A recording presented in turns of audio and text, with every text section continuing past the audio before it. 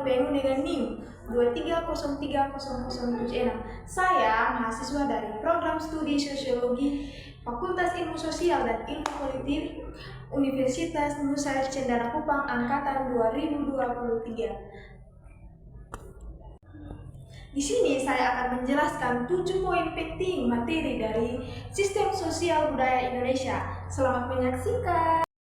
Materi yang pertama, ruang lingkup Sistem Sosial Budaya Indonesia dan perbedaannya dengan ilmu lainnya. Ruang lingkup Sistem Sosial Budaya mencakup nilai, norma adat istiadat, pola interaksi lembaga sosial, mencakup keluarga, agama, pendidikan, serta kebudayaan mencakup bahasa, seni, dan kepercayaan. Ada 3 perbedaan dengan ilmu lainnya. Yang pertama, perbedaan ekonomi. Ekonomi fokus pada produksi dan distribusi, sosial budaya pada nilai dan hubungan sosial. Yang kedua, politik. Politik fokus pada kekuasaan, sosial budaya pada pola hidup dan interaksi masyarakat. Yang ketiga, fokus pada hukum. Hukum pada aturan formal, sosial budaya mencakup norma formal dan informal. Yaitu sistem sosial dan sistem budaya masyarakat Indonesia. Yang pertama, sistem sosial. Sistem sosial yang dimaksud di sini adalah pola hubungan antara individu atau kelompok, misalnya gotong royong, stratifikasi sosial.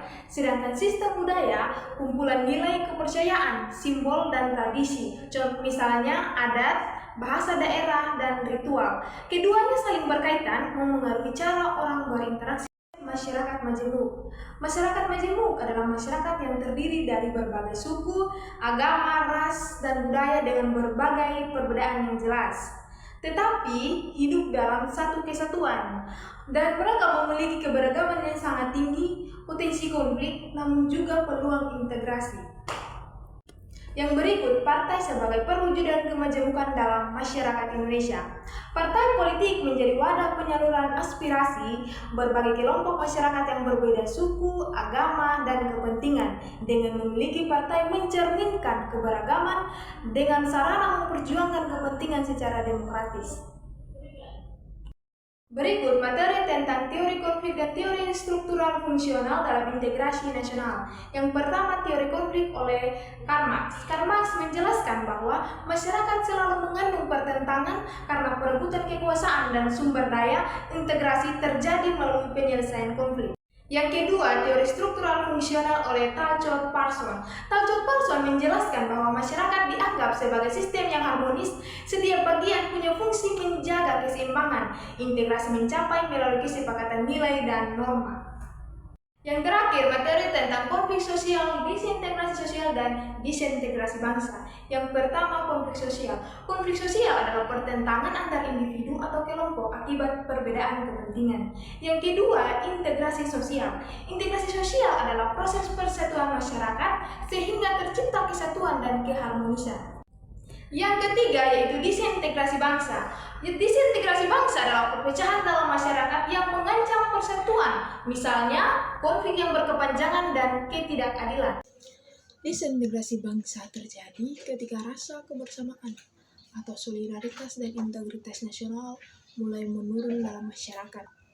Dan masyarakat lebih mengutamakan kepentingan kelompoknya masing-masing seperti suku, agama, golongan, atau daerah dibandingkan kepentingan bersama sebagai satu bangsa.